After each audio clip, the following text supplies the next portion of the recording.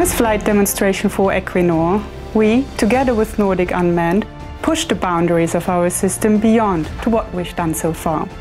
We conducted a handover to and operated the AV from a remote ground control station, transported sling loads and conducted precision landings. This is commercially uncharted territory, and we are looking forward to continuing our projects in this regard.